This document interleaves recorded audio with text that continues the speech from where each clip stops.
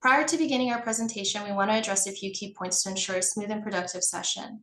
This meeting will be recorded for transparency and accessibility for those unable to attend this meeting. By participating, you consent to being recorded. This meeting recording will be posted on our YouTube channel and on our Public Works website. Santa Cruz County respects citizens' free speech and has developed public meeting conduct standards to respect all meeting participants. Under these conduct standards, meeting organizers can remove disruptive individuals online who engage in behavior that is slanderous, profane, threatening, or who exhibit other disorderly conduct that disrupts the meeting. To streamline the Q&A session, we plan to address all questions at the end of the presentation. We will address questions in the order they are received. Please use the hand-raising feature or the Q&A chat function when seeking recognition to speak at the end of the presentation. All questions and comments will be limited to a maximum of 3 minutes. This will help us facilitate a smoother flow of communication throughout the meeting and ensure everyone can speak. In the unlikely event of a power outage, we will stop the meeting for 10 minutes to wait for power restoration. If power outage persists beyond 10 minutes, we will have to reschedule the current meeting. We will communicate a new meeting date and time via CruzAware. We appreciate your cooperation and look forward to a productive meeting. I want to go ahead and just highlight who is attending. We have Steve Wiesner, who's the Assistant Director of Public Works. He will be presenting along with Matt Machado, who is our Director of Community Development and Infrastructure, who will also be presenting as well. We have Jacob Ainsworth as well here. He's the Sheriff's Chief Deputy. We have David Reed, Director of the County of Santa Cruz Office of Response, Recovery, and Resilience. We have Supervisor Bruce McPherson here alongside J.M. Brown, who is the Supervisor's Analyst. With that, we will transition over to Steve so that he can present updates on Mountain Charlie Road.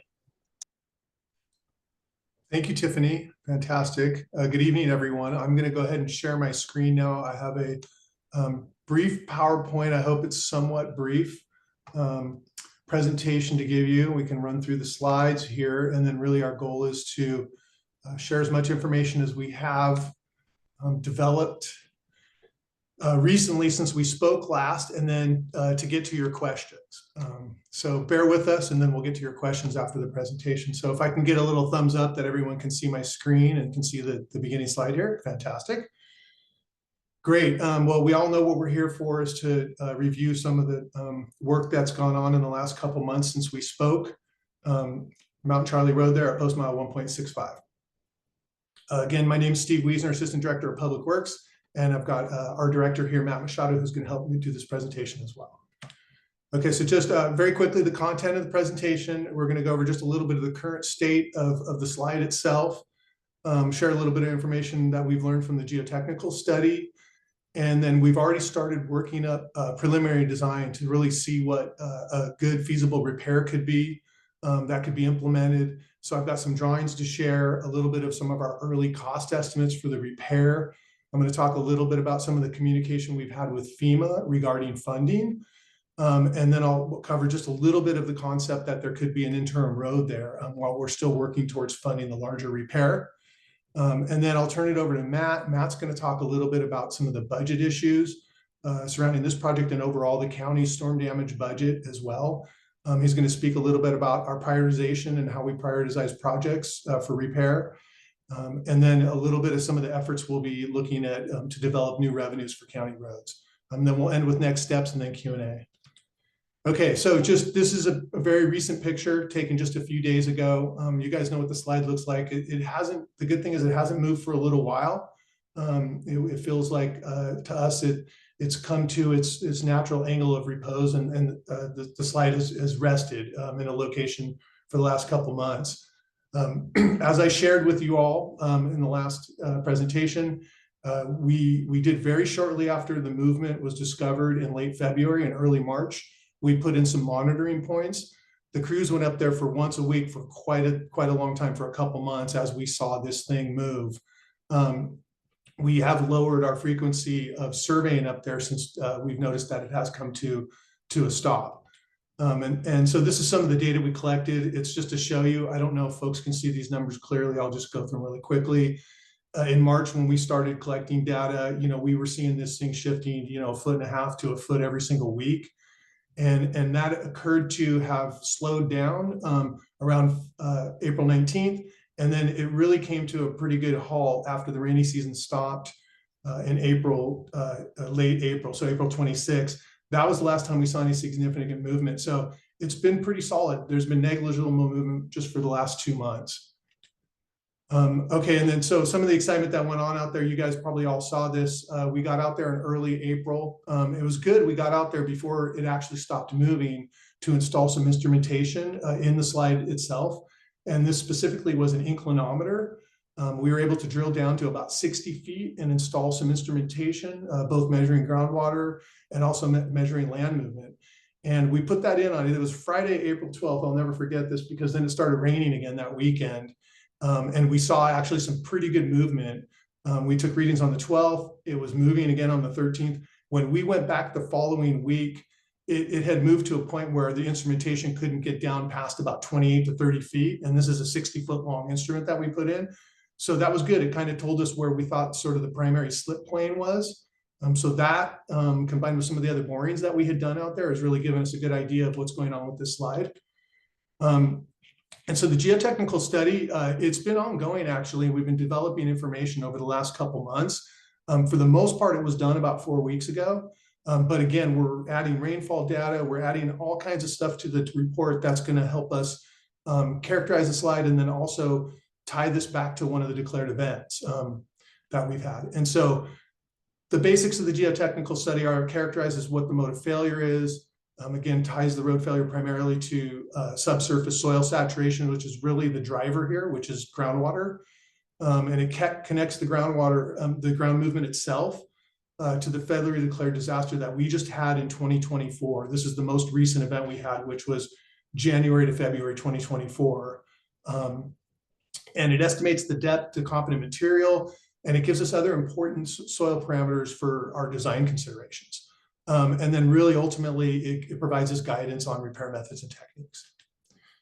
And I just have one figure from the geotechnical study, just for maybe some of the nerds out there. Obviously, it's a very robust report. It will become public. We'll put it on our website when it's finally said and done. I think in the next week or two, it will be actually final. I've just got another draft version this afternoon. We're continuing to make comments and working with our consultant on it, but I think in the next week or two, it'll wrap up and we'll be able to, get a copy on the website so everybody can read it if y'all want to. But what this really shows, what you see in the center is the inclinometer that we installed. This is an elevation view. So as if you're looking at the slide from the air back towards Mount Charlie Road and also the driveway itself. So you're looking at an elevation view of Mount Charlie Road. The profile there is the top line. And you can see the 3 borings that we've done. The 2 off to the right are really giving us soil information and parameters on where bedrock is. And then the inclinometer, the one in the middle there, does both. It gives us the information on what the prism of soil, what it consists of, the type of rock it consists of, and the parameters. But it also was instrumentation that gave us readings on where this slip plane actually is.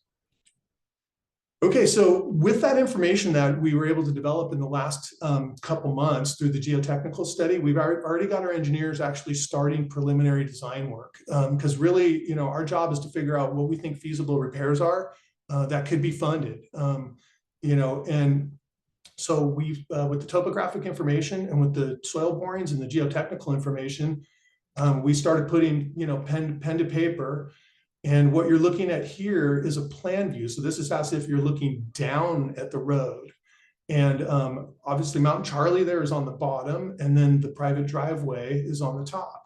And the scheme that we're laying out here for y'all is a retaining wall. So the thick dark line there at the bottom with the circles that are encompassed in the line, that is a soldier pile retaining wall with piers that go down fairly deep. And I'll show you in a second where it's going to have some type of tiebacks that are going back into the hillside to really hold this thing together. And then we've got some ideas also for what the driveway repair may be. We have to do this together because they're dependent upon each other. The loading from the driveway itself, the surcharge loading from the driveway, impacts Mount Charlie Road. So we have to really get an idea of what that repair will be to actually design the repair to Mount Charlie Road. So hence why you see these being done in conjunction here, and our engineers are looking at both of the driveway and Mount Charlie. And so this next drawing is a typical cross section. If you could imagine slicing right through the middle of the mountain there and looking at a side view, with the driveway being on the left and upper, and with Mount Charlie being on the right and lower. And so you can imagine we're looking south here, right? And we're taking a look at a cross section of what this road will be. And so you can see on the Mount Charlie side, we're looking at a pile wall, there's a retaining wall, and you can see a little bit of the tie back there, that horizontal material that's going into the slide holding up the wall. And then what we're envisioning for the driveway would be some type of a mechanically stabilized earth wall. And so it's not a traditional type of retaining wall, like with concrete footing or piers. This is a soil stabilization that can happen in place, and you build it in lifts with a geotextile type of engineered fill. And so this is, again, we're envisioning this. These are sketches, these are ideas and concepts about how this repair may be able to be implemented. And then this last drawing I have for you, this is an elevation view of the soldier pile wall on Mount Charlie itself. So again, now you're looking, you're in the air and you're looking back towards Mount Charlie. And these are the pile depths that based on, and you can see there's a dash line at the bottom there which says approximate rock line. It's a dash line. That's where we're estimating that competent material is based on our geotechnical information. And so we've got to really socket, our piles into that good material to ensure that this thing's going to hold up moving into the future. So this is the concepts we've come up with. Obviously, this is not a final design. This is in very draft kind of state, but I would say we're at 50 to 60% on the structural end of the design here. There's still a lot of drainage work that needs to be done and some topographic information that needs to be developed, see what the final grading is going to be and all that. But we're getting a pretty good handle on the slide and what we think a repair would be. And this is, I will say, these repairs that I'm showing you, they're very traditional type of repairs that we've done dozens of times all over the county. So we have examples of these types of walls. If anybody's interested in seeing them, I can actually point you to where they may be in other parts of the county. Okay, so what also this design is allowing us to do is actually start to cost out what we think repair will be, considering sort of modern prices and what we're seeing these days for these types of walls. And so preliminarily, what we've come up is we think the Mountain Charlie portion of the repair is going to be in the neighborhood of $3 million. And that the private driveway is in the sort of the neighborhood of around $1 million. Now, these numbers, they're based on prevailing wages and government type of projects. And so they tend to add a little bit more cost to the work. If the private driveway is done with private designers and private contractors, it could be a little bit more cost effective. But we did have to do these designs together, as I indicated, to make sure that our loading is correct and to make sure we're getting Mount Charlie Road right. Not to say that the design can't change, or if there's other concepts for repairs of the driveway that the private property owners want to do, we're obviously open to that. We'll have to work together, as we develop plans for this repair. But geometrically, we think we're getting a good handle on what the repair might look like, and also just from a structural standpoint as well. And so that's that. I want to be clear to the group that's here today.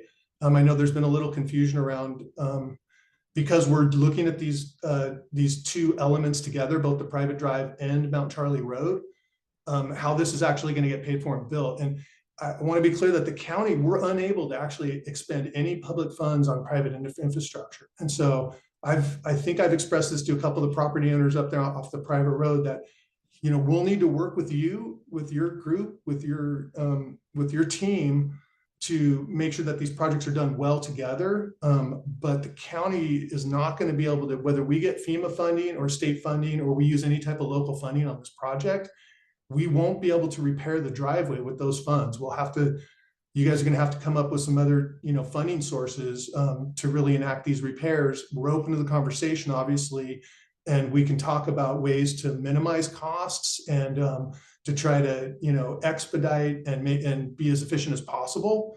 But that's a conversation an ongoing conversation that we're going to need to have with the community up there. Okay, so there's been some new developments on the funding end of things, and so I want to get into that a little bit. I spoke a little bit about the geotechnical report really citing groundwater as a driver to this, and we think the heavy saturation from the storms the end of January into February this year is really the main cause. And so we actually had a scoping meeting, a recovery scoping meeting with FEMA just about a week ago. And we added Mount Charlie Road and this particular damage to that damage inventory list. And the conversation went really well with FEMA and with Cal OES. They were in the room. They didn't balk at all at us adding this project to the list. Now, it doesn't guarantee funding. We still need to work with both Cal OES and FEMA to go out and do a site visit, to show them the scope of the project. And we're obviously going to be submitting the geotechnical report, which provides the scientific data that they need to get this thing included in this latest event. And so that's what we're going to be doing. We're going to continue to work with both FEMA and Cal OES to assure that this gets included in the event. And once we get to the point of obligation, that's when we have a guarantee of public funds on the project. That could literally take anywhere from three months to a year. And I'll just use the 2023 storms as an example. We have around 100 sites we're working with FEMA on, and we don't have a single obligation yet from FEMA on the 23 event. And so that is a big event that has been difficult to wrap all of our arms around. So I don't necessarily think that's going to be how this one goes, but because we only have, I think, nine sites with FEMA in this event, of which Mount Charlie is one of them. So, and I would say it's probably in the top priority of that list as well. So we'll be in the coming weeks and months, we'll be working with FEMA and to do our best to try and get this in. And I will say at this juncture as well, I think that you all know that we've had a huge amount of presence and interest from both the press and also our electeds. And I know I personally went up there with Supervisor McPherson, who's our District 5 supervisor. He's your elected at the county level. Also, Congressman Panetta was up there with us as well that day. And I also understand that Assemblyperson Gail Peller had visited the site at some point, and I believe Senator John Laird also made a visit to the site. So your road's getting a lot of attention. This project's getting a tremendous amount of attention. It's something we talk about every day here in Public Works. We're actively working on solutions. And so just wanted to say that there. And really from engineering, what our next step is too, now that we feel like we've got a pretty good handle on what's going on with the permanent repair. Obviously, we're not going to stop on that, but we want to fall back and take a look at what a potential interim repair might look like. And I know we expressed this to the community in a couple of our last meetings. This still could be, 2 or 3 years before we get the permanent repair implemented. And so we're going to fall back. We're going to look at a concept for a 1-lane gravel road that we could get in the county right away. And so that's going to be sort of our next task to do that in the coming weeks. We'll be looking at that, and obviously that'll come with a price tag as well. And so we'll be talking about funding for a potentially interim repair as we continue to seek the final solution for the permanent repair and funding for that as well. Okay, so with that, I'm going to turn it over to our director, Matt Machado. Thank you, Steve. Sorry, I had trouble getting my computer off of mute. Thank you for opening that up, Steve. I appreciate all the information you shared. So good evening, everybody.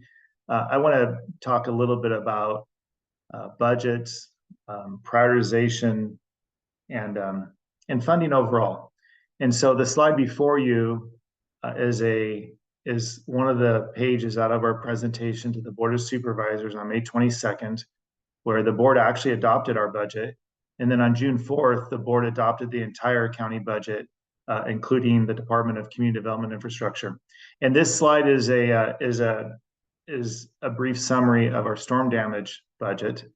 This actually is what we anticipate as being our budget for the next 3 to 4 years in terms of project delivery. And we tried to summarize what we've done from the 2017 event, from the 23 event, and even in the 24 event, what we've completed, what we've obligated, and what's to come.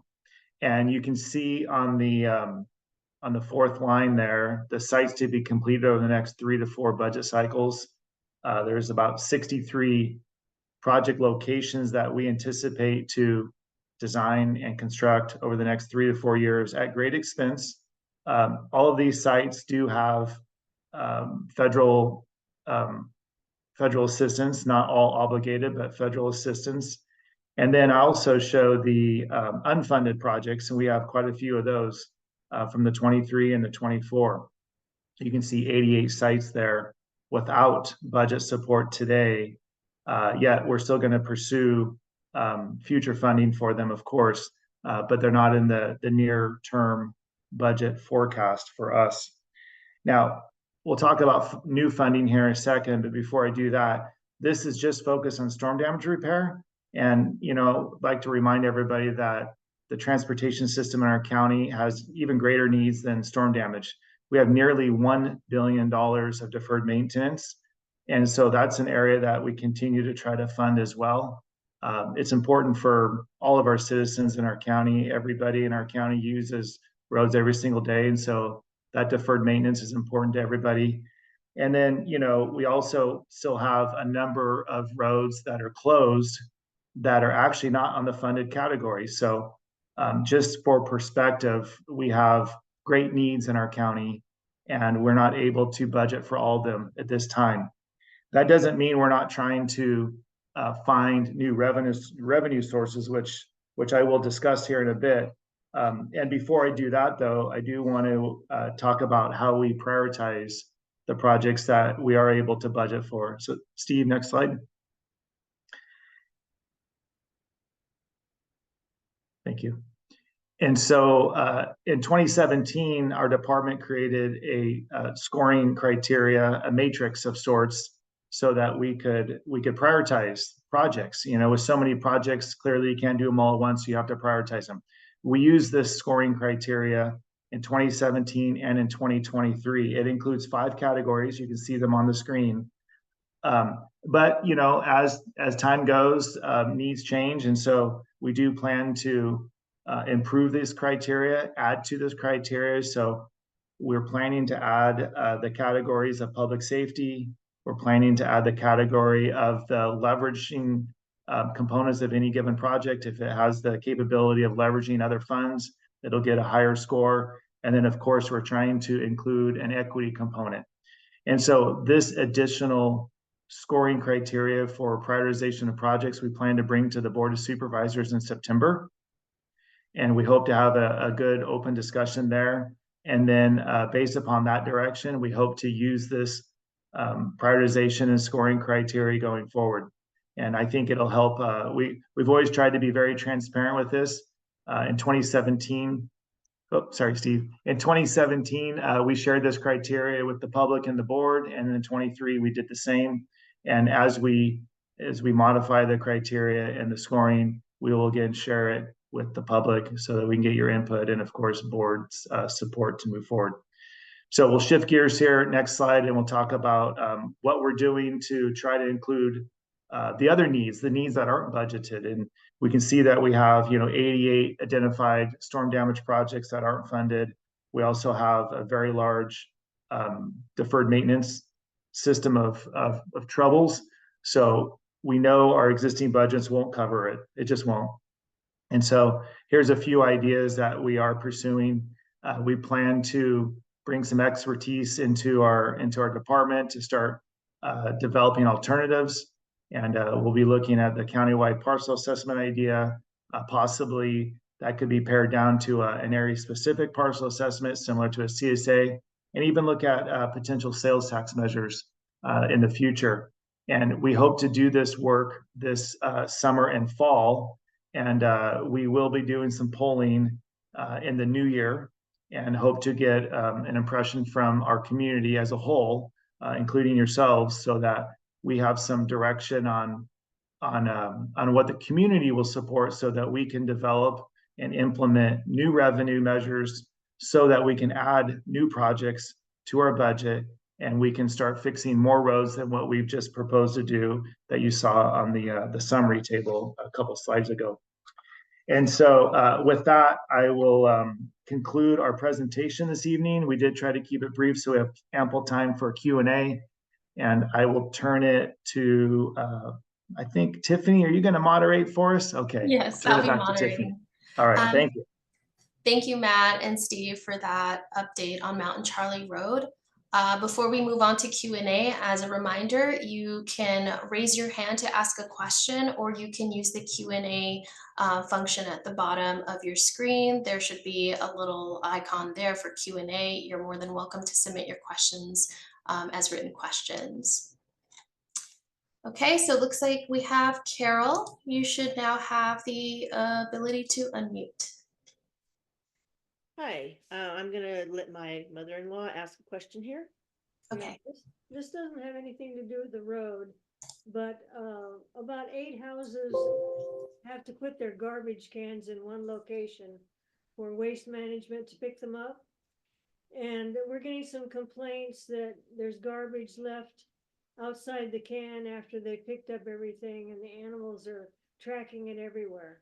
I was just wondering if maybe the county could give Green Waste a call and just tell them to be a little more careful in how they handle the garbage there, so we don't have any more complaints. Yeah, I'll address that question. We certainly can do that. You know, what we recommend is countywide. This is kind of a common problem. We do recommend all residents to bag their trash and tie it up so that it tries to stay together. And then when the truck dumps the can, it stays in the bags. And so we can put some suggestions on our website. We can actually, you know, obviously call Green Waste, but maybe we can help each other by sharing that word out. You know, there's a bit of a shared responsibility there. And I think if everybody can bag their trash and keep it contained, it'll stay in the truck where it belongs. Thank you for that question. Okay, And I will reach out to Green Waste. thank you. Thank you, Carol. It looks like we do have a question in the chat. I read an article this morning that quoted Matt estimating the project will take 3 to 5 years. Can we clarify the timeline on that? Steve, do you want to talk to that? I mean, you spoke to it this evening already. Steve, do you want to share, or do you want me to take I mean, over? I think I'm happy to chime in. It's, you know, it's right now the timeline it's just uncertain. And I really, in my mind right now, the primary driver is money. And we all know the hard, cold facts that money drives a lot of our decisions and timelines. And if we had the funding, you know, we could be implementing a repair, you know, as early as next year. I mean, so it's really about us working hard to develop the funding to implement the repair. And Matt, do you have anything else to add to that? Yeah, the only thing I would add to that is that if we're successful with our FEMA declaration, which would be great news, because then, you know, we get about 80% of the money provided. We just have to come up with the 20% match. But I would caution all of us that process takes time. And Steve mentioned that as well this evening. You know, from 2023, we still don't have projects obligated. We have some early, you know, category work obligated, but no projects. And so we have to be patient. So even if we get the federal declaration on our side, I still think we're, you know, 2 to 3 years out. Now, to Steve's point, if we just had all the local money in our pocket today, we could deliver this very, very quickly, but I think that's very unrealistic. I think our most realistic approach is probably the FEMA assistance. And I think we're probably 3 years, you know, just to be real with people, maybe 2 to 3. But we have to secure that commitment from FEMA. We don't have that commitment yet. So that's probably, you know, why we've been hedging all of our estimates lately, because without the FEMA commitment, it's definitely going to be even longer than that. Dave, I see your hand is up. Yeah, I just wanted to add, I think what Steve and Matt have said is, of course, factually accurate, but I think it's important for the community to know the level of engagement of the state elected officials, as well as the California Office of Emergency Services. So Matt, myself, and Carlos Palacios did meet with the director of Cal OES, who has worked with FEMA and worked in FEMA. And she has given us a commitment to work with us to try and expedite things as much as possible and possibly provide an avenue in which we could get an advance ahead at a faster timeline than other work. So while we don't want to overpromise and underdeliver in that regard, I do want to make sure everybody understands that opportunity exists, and we're working with our electeds in Callaway. Thank you, everyone. Eric, you should now have the ability to unmute to ask your question.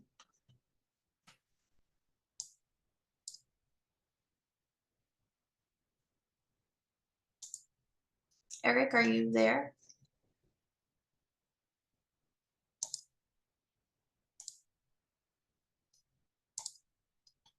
Eric, are you able to unmute? There should be an unmute button at the bottom of your screen where you'll be able to unmute to ask your question.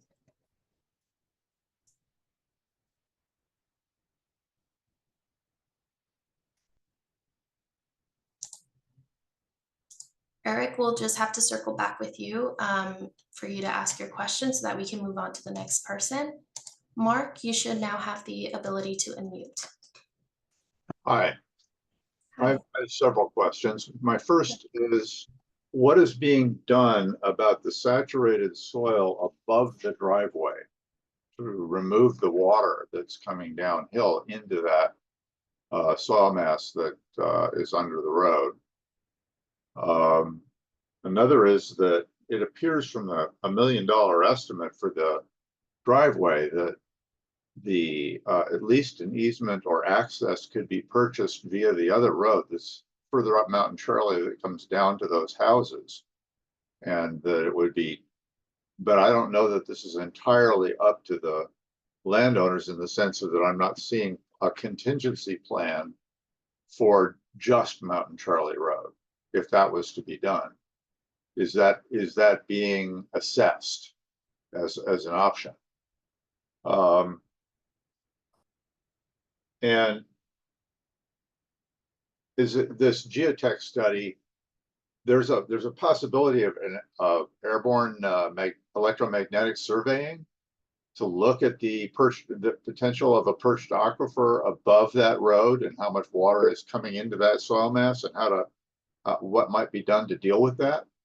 So that's the general drift that I'm looking at it a little more broadly. And then there's finally, when it comes to doing this temporary crossing, I think I've mentioned in a couple of letters that there's an awful lot of fill material available that we could use both for that and actually make Mountain Charlie Road a much better access for heavy equipment on long trailers, like for firefighting and that sort of thing. So there are a couple of points that at which there are really sharp bends. There's nothing above them that rock could be taken out, and then the trucking costs would be very low for moving that material because it's right there. And we'd end up killing two birds with one stone. So I've mentioned that in letters, and I don't know if there's anybody who's taken a serious look at those questions. I'd be happy to take a run at a couple of these. I wrote down, I know Mark pretty well at this point. This is Mark Vanderpool, I'm gonna guess. Yep.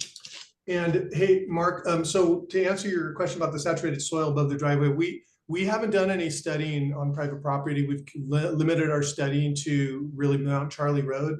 We do note that there is water obviously coming into the soil prism there. We absolutely acknowledge that any permanent repair is gonna have to have a fairly robust drainage plan associated with it. But at this time, we don't have any plans to do any dewatering on private property. At some point, we may get the crews out there to try to relieve some of the subsurface ponding that we've seen. But we do have a handle on what's happening groundwater-wise at the site because the inclinometer actually had a piezometer in it that allowed us to see that actually when we drilled that inclinometer 60 feet down, we actually didn't hit any water. And as soon as it started raining, we were seeing quite a bit of water in the soil prism. So we know that groundwater is a big driver. We haven't contemplated any further as far as dewatering goes. So that answers that first question. But that could be something that comes with the permanent fix. As far as the temporary driveway situation and The one that's already exists to the north, I think the private property owners up there are exploring that option. They got a couple things in the way to use it so they can, get back down to Mount Charlie Road with vehicles. But I think that they're working that separately. And it involves moving PG&E facilities and all this other stuff. As far as the airborne EMF study, it's not something that we're seeing as necessary right now. I appreciate your point about that, but we think we got a pretty good handle on what's happening geotechnically at the site. That said, when we get closer to the permanent repair, and we're already talking about this, we may need to pop a couple more holes. We may need to do a few more borings just to make sure that we have a good handle on what's happening on the north end of the slide. So we have a pretty good handle on the south end, but we probably could use a couple more data points at the north end. And then as far as the temporary road goes and fill material, obviously when that concept becomes a little bit more developed, there's no timeline on it right now, but as it does become a little bit more developed, we'll be looking at all options to import fill, including your idea of using the borrow pit where you're talking about. Thank you for your questions.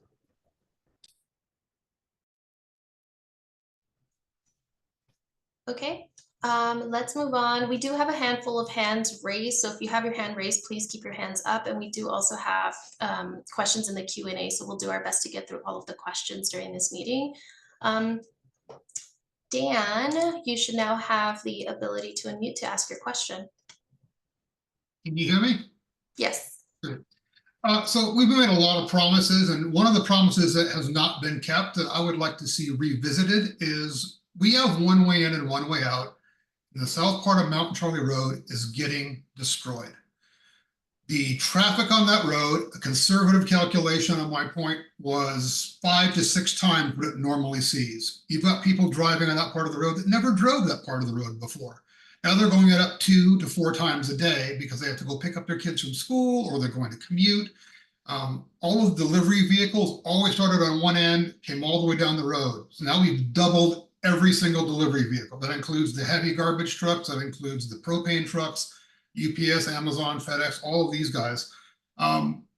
People are having to go down to Scotts Valley now to shop where they used to maybe go over the hill to Los Gatos to shop. So there's a lot of additional traffic. And my calculations are like 4 to 5 times, possibly up to 6. More cars are passing each other, so the edges are getting torn up. Potholes are developing. I don't know the last time I saw anybody up looking at potholes. The road needs to be way better maintained. It's beating our vehicles up. It's become very dangerous. And personal opinion, people up here are driving stupid. And we need to have something done so that people stop driving on the inside of blind corners, going way too fast up the road. Every day I'm waiting to get hit. And I try to get as far to the right as I can, car, motorcycle, doesn't matter. I've almost been hit several times. So there needs to be better signage. There needs to be somebody monitoring this. But the crux of this is the road's falling apart. And we're really not that far from another winter. So if we're going to fix that to make sure that we can get in and out, it needs to be addressed very soon. And I would like to see it addressed regularly like we were promised in the first place. Hey, Dan, I'll respond to that. We're not going to disagree with what you said there. We know the traffic is higher on the south end, and we know the road condition is deteriorating. So we understand that. I do want to share, though, that, and I shared it in my budget side of the presentation, about half of our roads in the county are nearly at a failed state. We have nearly $1 billion deferred maintenance. So it's not unique out here. And I know your situation is a bit unique, even though we have 8 other roads or 7 other roads closed at the moment as well. But we're doing our best. We will be trying to prep for the winter when we get closer to the winter. And so we will be up there to try to button it up, to try to clear the drainage swales, to do our best. But we also have to be realistic with our financial situation, and with the massive amount of deferred maintenance across the county over literally hundreds of miles of roads, it's a tall order. And so we will continue to try to meet your needs, meet our community needs, and meet our obligations, but it's quite a challenge. And so I just want to manage our own expectations that we'll do our best, but it's going to be difficult to to address everything you said to the satisfaction that you expect. Well, I'm just expecting not to get killed on the road. I don't think that's asking too much. Yeah. And with the latest civil grand jury report that came out on road maintenance and repairs, I realized you guys were in a bit of a pickle here, but I'm really concerned about where I live. I was trying to sell my house and retire. I can't do that now. Yeah. There's a lot of issues that we've got up here. A lot of people have up here. And now that I'm driving down that road and beating all of my vehicles up, it's going to be very difficult for us to keep doing that. And that 3 to 5 year comment just honestly did not sit well with anybody I talked to. Right. I understand that, and we're struggling with it ourselves. Thank you, Dan. Just a time check. We do have 18 minutes, so we'll be moving on. I'm going to move on to the Q&A. We do have a question here that may need to be an offline, answer. But I am Ron, president of the Summit West Mutual Water Company that supplies water in the affected area. We lost water lines and have temporary water lines run to maintain service. How do you recommend we recoup our costs now and in the future when repair is finalized? Looking for direction here. I would say, I did actually hear this from most of my staff earlier. Give me a call. We can talk about it. It's, we have parameters around utilities that exist in the right of way, and it's probably a better offline conversation. So I think my information was transmitted to you, so please give me a call. Thank you, Steve. The next question is, we were promised that there would be some maintenance work on South Mountain Charlie Road because of the increased traffic due to the closure. When will this be happening? The state of the road is already bad and getting worse every day. There are certain stretches where you can't drive over 10 miles per hour safely due to potholes. And I know we talked on this topic right now, but if there's anything you want to add to that, feel free to do so. I think we tried to cover it. I mean, Mhm. I'll just share one more thing on the overarching budget, which is really our problem at hand here. And in the budget that we recommended and was approved, it included a reduced amount of maintenance, about a 16% reduction in overall roadway maintenance. So it's unfortunate. We're doing our best.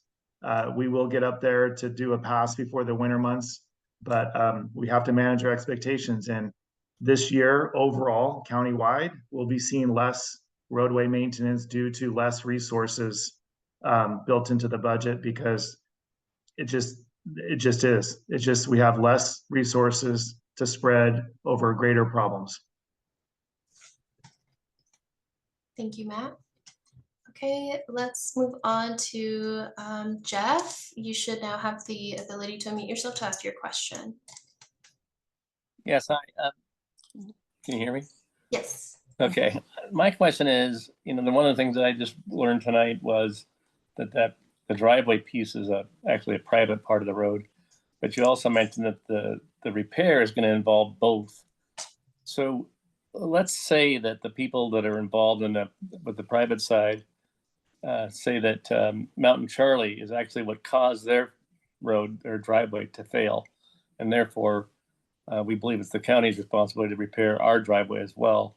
And then the second part of that question is, should that be the case and litigation occurs, how much further delay should we expect for this thing to happen, to get repaired? Yeah, it's a good question, Jeff. And I think the geotechnical report is going to directly address that. And Steve mentioned the causation, the cause of the failure. And I'll just share with you when I read the report and when I see the evidence, and when you walk out there, you can actually see this. The landslide came from above the driveway. The landslide, the mountain moved, took out the driveway, and then took out the county road. And so it's a landslide issue. It's not the driveway's failure. It's not the road's failure. They got taken off the mountain because of a landslide that started above. And that's what the geotechnical report's going to point to. And that's what the evidence in the field points to. And so I think, in terms of answering your question, I think we just stop at that point. It doesn't seem helpful to think about, other negative consequences and arguments, because the evidence is pretty obvious. And Steve, if I missed something, chime in, but What that's if what they we don't see. repair it? Yeah, I don't have anything to add to that. Thank you. Thank you. Okay, let's move on to Q&A. Why can't funding be allocated now? We just passed a new tax on unincorporated areas like us. We need that money to help us now. Please reallocate for our safety. Do we want to clarify on that? Well, I'll jump in on it. I think they're probably referencing Measure K, which is under threat of lawsuit. And so as that gets ironed out, that I think will be a conversation. There was some monies dedicated to roads in that proposed Measure K. And so if once it's ironed out in the court systems under the threat of litigation, then I think we hope that we will see some new revenue coming into roads. I don't know the numbers yet, but we'll get to that. The next question is, what's your estimated timeline for a temporary road? Steve? Yeah, we don't have a timeline. We're just starting to look at it. It's, it probably won't take us, more than, 3 to 5 weeks to come up with a solution, but it's really going to be driven by funding and whether we can get funding for it. And I don't make no bones about it. Even a temporary road is going to be fairly costly there. It'll be a fraction of what the ultimate fix is, but it's still going to be significant money that we'll need to find. Next question. I know you touched on this, Steve, during your presentation, but will the Mountain Charlie road repair be dependent on the private driveway funding and repair? Do we want to expand on an answer to that? Sure, I can address that. There's a very good chance that the repairs could be done independently. So if funding, shoots out of the gate faster on one end, whether the private end or the public end, I think there's a way probably for each to be built independently. And so, we want to design them together so we know what the ultimate configuration is going to be. But I think there's probably ways to implement both repairs independently. Thank you. Moving on to Ken, you should now have the ability to unmute to ask your question. Yeah, hi, can you hear me? Yes. Yeah, once again, thank you so much for having this Zoom meeting. And I am assuming you're going to do this every month. So really appreciate it, especially today with another competing event going on. My question is some of these I might even send a note to you, Steve, when I get a chance. I was waiting until you got back from your vacation. It relates to some parallels that we can learn from. In fact, I read one of your interviews in Santa Cruz Sentinel regarding the Redwood Lodge Bridge, how you were able to get funding for that from SB1. And I understand the deadline for applying for that grant is Monday. But there's a possibility for you to ask for an extension, because looking at the list of projects that were funded, there were several that are on Mountain Charlie Road, 0.26 mile marker, and there are several others. So one question I have for you is clearly the Redwood Lodge Bridge. That thing failed after it was set up, because I was a fan of a temporary bridge at one point until I drove there and saw that it had fallen apart. But you were able to secure that funding very quickly. And then almost within 1.5 years, that project is going to be completed. So I'd like to understand if there's some parallels that we can learn from that and apply here, or whether there's some uniqueness regarding that project. The other part is this private drive. In fact, that's been bothering me quite a bit. I spent almost 3 weeks trying to figure out how to solve it, because we just cannot let our other community members be left behind. We have to do this all together in one go. And so in researching this topic, I also felt that, those two roads are related based on what you just also presented. They're interrelated. They may have contributed to the failure, and that you cannot do one or the other, in some respect. So there's another precedent, I was told by a biker, and that's the Weston on Glenwood. The Weston had a slide, and that's a private road, like 50 yards from the Glenwood Drive. And I understand that was paid for by the county. So clearly there was some argument presented suggesting that there was some relationship between the two, and so county had to pay for that. So if you could please look into that, I'll really, really appreciate it, because we do want to make sure that that private road is also done at the same time as Mountain Charlie. I'm sure my colleagues and other residents would also say the same. So my major question is really related to, are you filing anything on Monday for the SB1 for our road? And if not, I guess the next occasion is next year, next July. And the other way to do it is to get an extension. I don't know how that was achieved by a few other people. I read about it. So any thoughts on that would be good. And I'm more than happy to share all my research in the last 5 weeks on this topic, because there are other ways we can get funding, and we really need to work together on this. Steve, I'll jump in on a SB1. And so Ken, appreciate the comments. SB1 is a state gas tax. And every year we have to put together a list of potential projects that could be funded by SB1. And that's, you're right, is due July 1. And what we've been using SB1 for since its inception, which was in spring of 2017, is to match all these storm damage projects. So every dollar of SB1 is committed to those budget numbers that I showed on that slide. And so of the projects that are budgeted, I don't have them in front of me at the moment, but the 65 projects that are budgeted, that's where the SB1 is going today. And that's where we anticipated to continue to go, is to match all the storm damage projects. And so we do have that committed. I do want to comment on your thoughts on Redwood Lodge. That's actually not budgeted for repair. It's a very, very large project. It's been, it was originally a culvert, it washed out, put a temporary bridge, it washed out.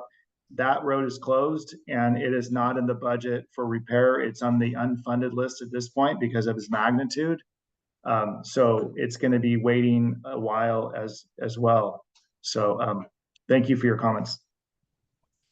Just another time check. We do have 7 minutes left, so we will finish our hand raising or live questions with Michelle. So he will be the last person to speak.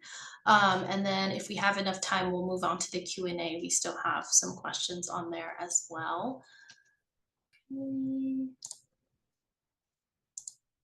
Michelle, you should now have the ability to unmute and ask your question.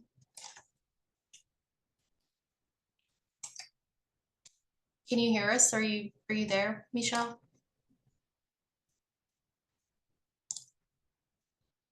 I see that you're not muted, but we cannot hear you.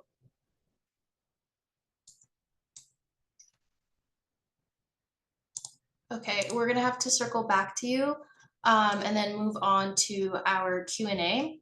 Will you fix the water drainage first and then build a temporary road? The 3 years timeline will not be an acceptable option. Yeah, I can address that. Of course, if any type of temporary structure or road we put in there, we're going to look at drainage. Obviously, we're going to have to do it together. Whatever we build out there, we'll have to make sure water drains. It doesn't destroy whatever we put out there. And that's going to be the trick with the temporary road, which is making it to a point where it actually lasts through winters. And so, yeah, we'll look at drainage for sure. Next question. I'm concerned about emergency egress in the event of a fire. Mountain Charlie South has a lot of overhanging trees, etc. Has this been evaluated? And then Harris Road has a fire road at the end. Could this be opened for use?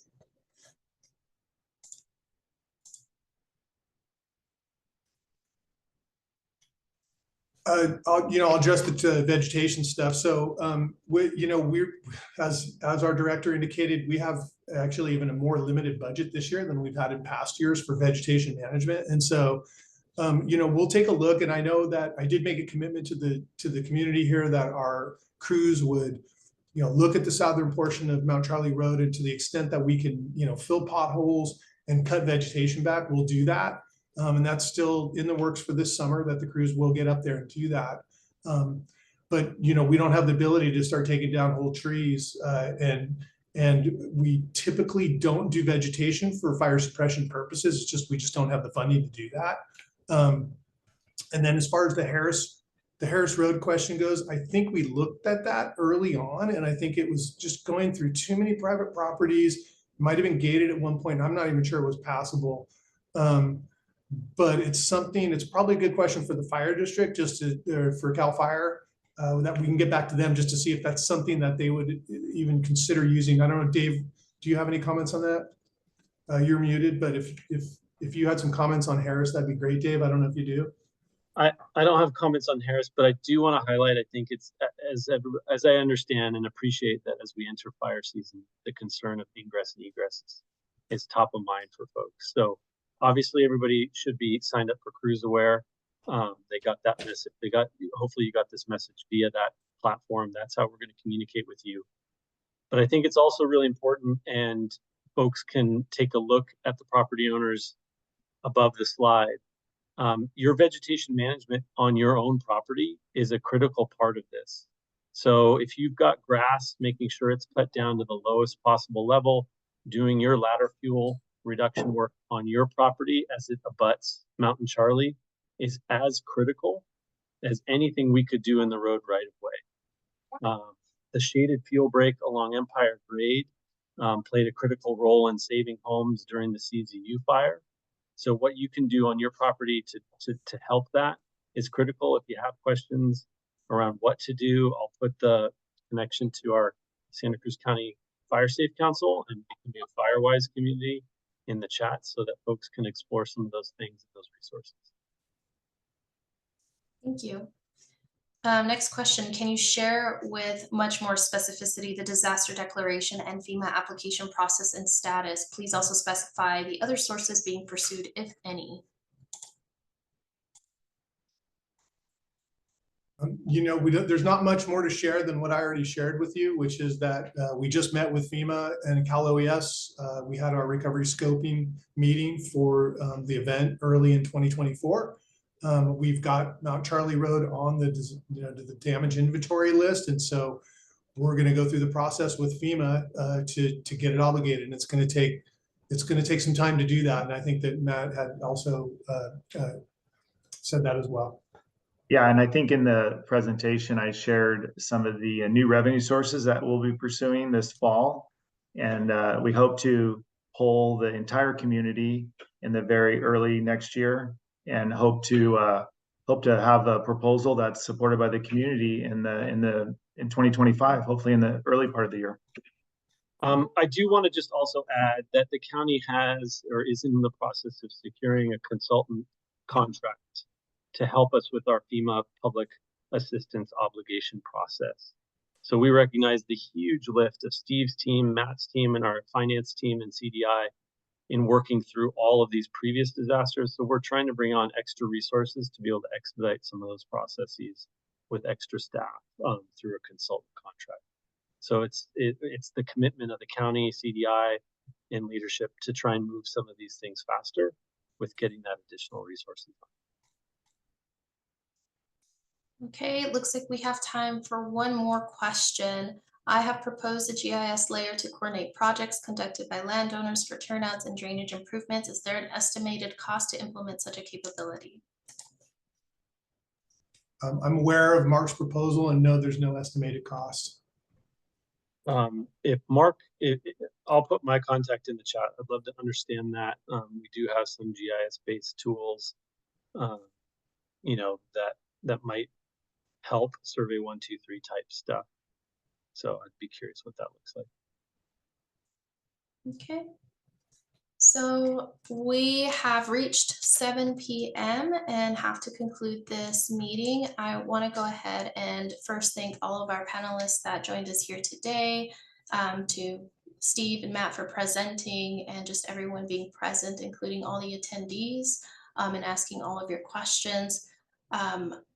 Feel free to reach out to our office if you do have any questions. I do see that we do have some questions that unfortunately it's just an influx of questions that we can't answer on time, but we'll review the questions and see which ones that we can clarify on our website.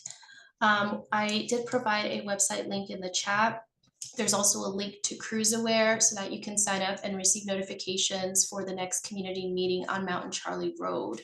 And of course, we have our Public Works Division website and our overall CDI website. This meeting is being recorded and will be uploaded on our CDI YouTube channel, and it will also be accessible through our website. YouTube channel link is also in the chat. So I want to thank everybody for joining us tonight. I hope